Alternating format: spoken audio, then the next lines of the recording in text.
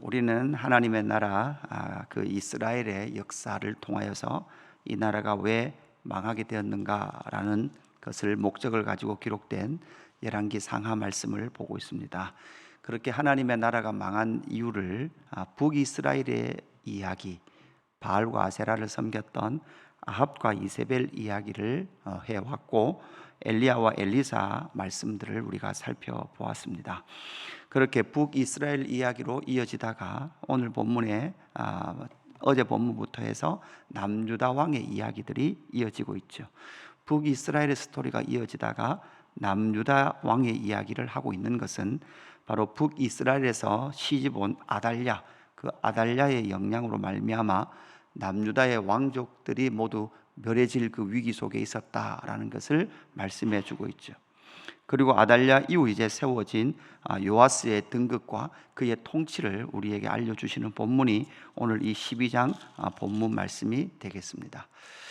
북이스라엘의 영향 속에서도 하나님께서는 그 요아스라는 사람을 통해서 어떻게 하나님 백성들에게 말씀하시고 그 백성들을 회복하기를 원하셨는지를 우리에게 알려주고 있는 말씀이죠. 그래서 요아스가 왕이 될 때 나이가 7세였고 이렇게 말하고 있고, 12장 1절에 예후의 제7년에 요아스가 왕이 되었다 이렇게 말씀하면서 40년간 통치했다 이렇게 기록을 하고 있습니다. 이 요아스의 통치를, 남유다 왕이죠, 남유다의 왕인 요아스의 통치를 우리가 어떻게 해석해야 되며 왜 이 12장에서 이 요아스의 통치를 우리에게 남유다 왕의 이야기를 들려주고 있느냐라는 거죠. 결국은 유다 여왕이었던 아달랴, 북쪽에서 결혼해서 시집온 아달랴의 그 악영향 속에서도 하나님은 요아스를 통해서 우리에게 무엇인가 교훈해주고 계시다라는 거죠. 첫 번째 우리가 봐야 될 주제는 무엇입니까? 2절에 보니까 요아스는 제사장 여호야다가 그를 교훈하는 모든 날 동안에는 여호와 보시기에 정직히 행하였으되 이렇게 말씀을 하고 있습니다. 그러니까 제사장 여호야다가 지금 요아스를 가르치고 있을 때는 여호와 보시기에 정직하게 행했다 이렇게 기록하는 걸 봐서는 이 제사장 여호야다가 죽은 이후에는 이 요아스가 변질되어졌다라는 것을 우리는 역사 속에서 발견을 하고 있습니다. 할 수 있습니다. 그래서 첫 번째 우리가 꼭 생각해야 될 것은 가르침을 받는 거죠. 어떤 가르침을 받습니까? 온전하고 바른 교훈을 우리는 받아야 합니다.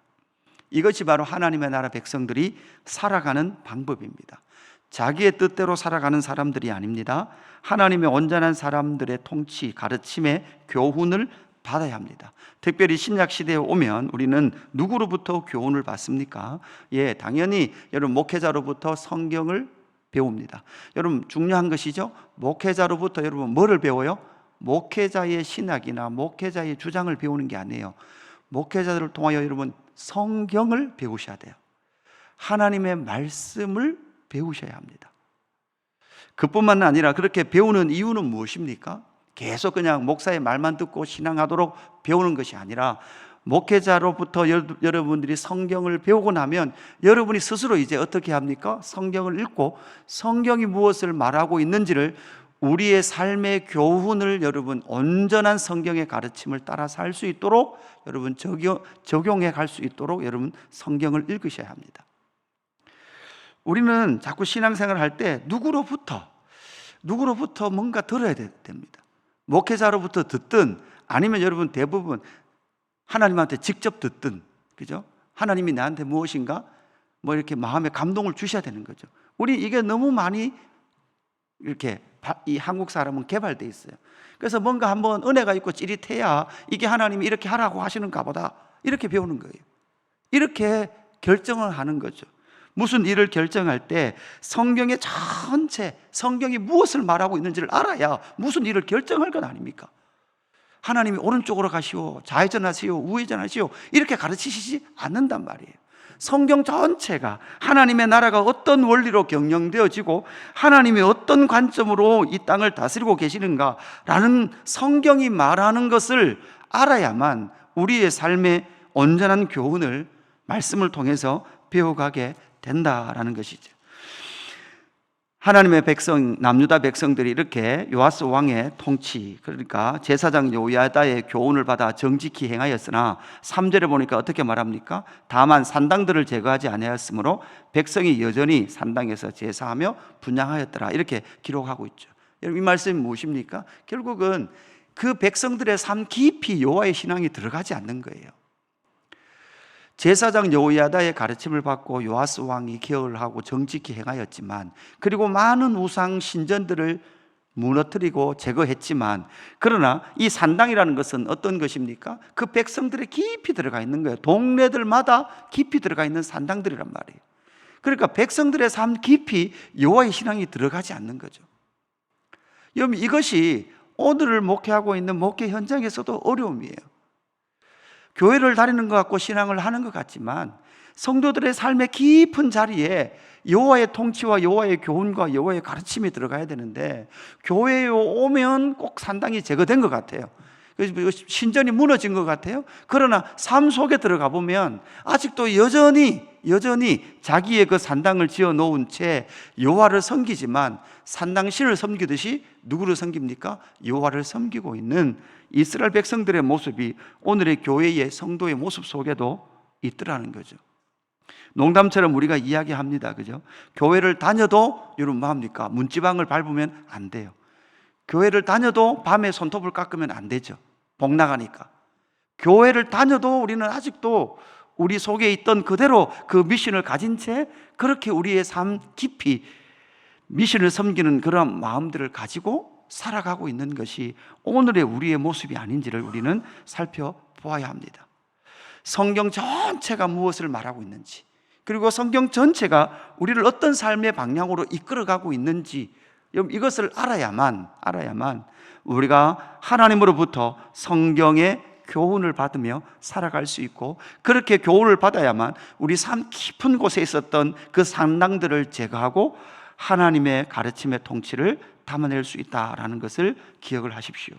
두 번째는 무엇입니까? 4절부터 나오는 주제가 요아스가 제사장들에게 이르되 여호와의 성전에 거룩하게 하여, 이렇게 말하고 있죠. 그러니까 여호와의 성전을 수리하고 고치는 일에 이 요아스 왕이 집중을 하게 됩니다.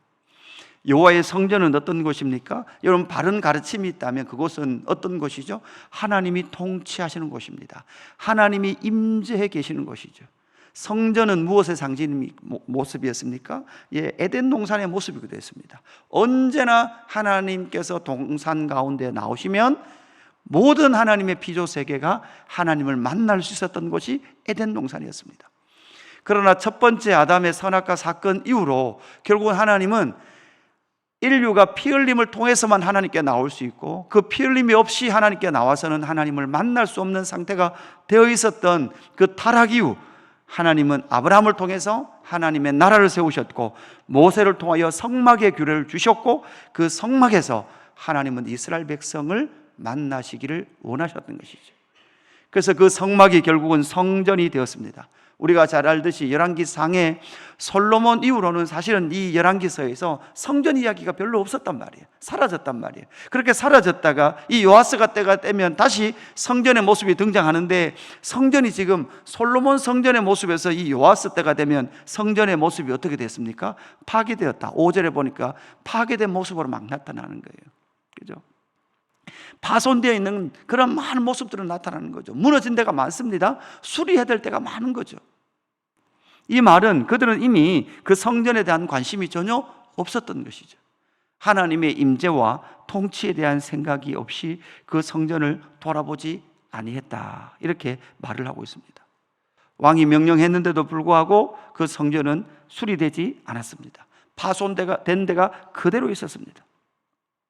돈은 받았지만, 성전을 보수한다는 명목으로 돈은 받았지만 그렇게 파손된 것이 전혀 보강되지 않았던 상황들이었죠. 그럴 때 9절에 보니까 제사장 여호야다가 한 궤, 뚜껑 있는 궤에다가 구멍을 뚫고 거기에다가 바로 집어넣어라. 그리고 이제는 제사장들이 아니라 이그들이 바로 이제 사람들을 사서 성전을 훼손된 곳을 고치는 그러한 일들을 보게 된 것이죠.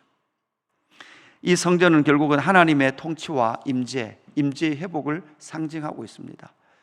그래서 성전에 대해서 끊임없이 하나님이 임재하셔서 하나님의 통치를 담아내는 하나님의 나라가 되기를 원했던 것이죠.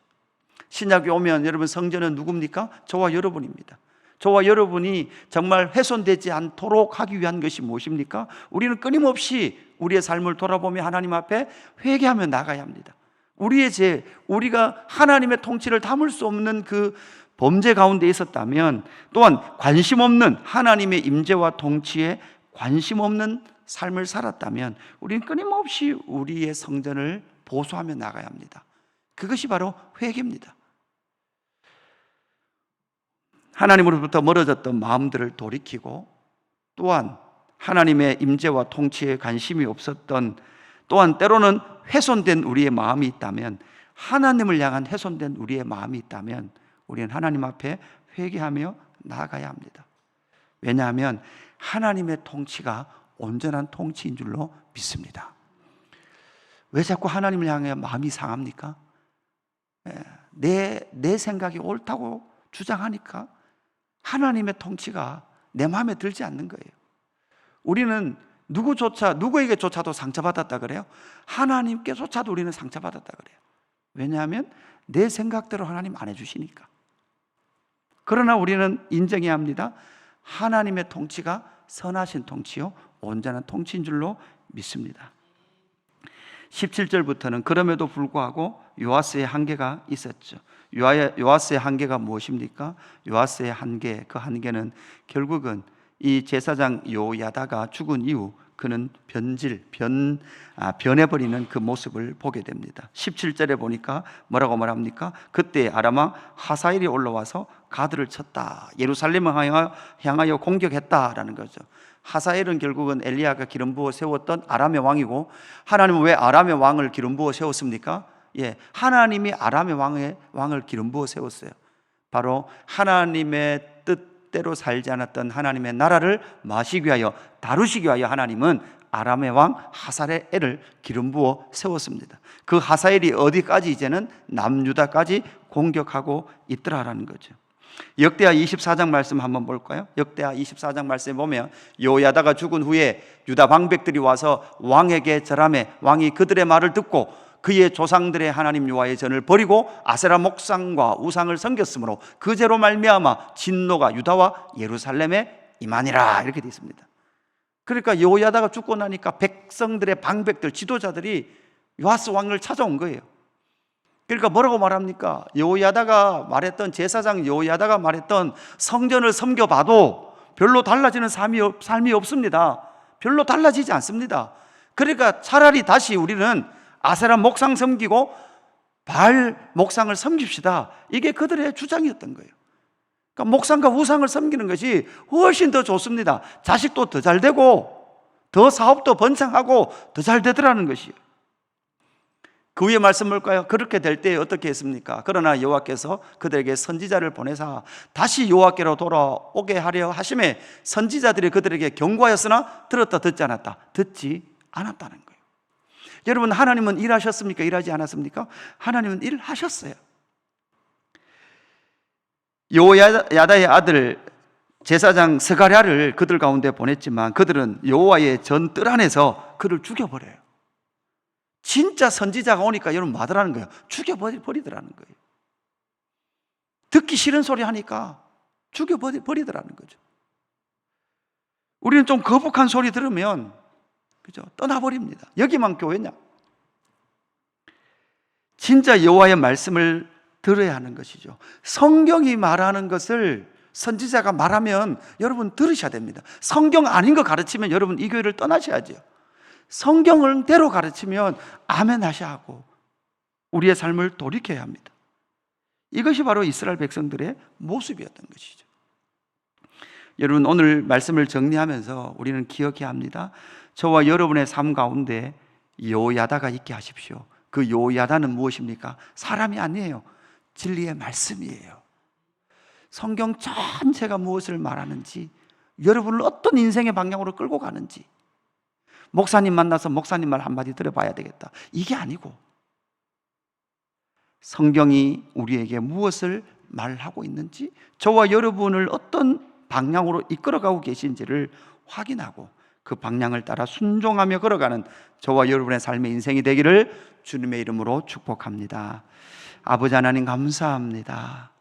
오늘도 진리의 말씀을 통하여 우리를 가르쳐 주셔서 감사합니다. 하나님, 우리에게 주신 이 진리의 말씀이 있으니 주여 여호야다처럼 이 진리의 말씀이 우리 가운데 날마다 역사할 수 있도록 우리를 인도하여 주옵소서. 말씀이 우리를 이끌어가게 하여 주시옵소서. 기록된 성경이 길을 잃어버린 우리의 인생 가운데 길이 되어 주셔서 하나님께로 주님의 뜻을 이루는 그 길을 걸어가는 저희의 삶이 되게 하여 주옵소서. 감사함을 드리며 구주 예수 그리스도 이름으로 기도드리옵나이다. 아멘.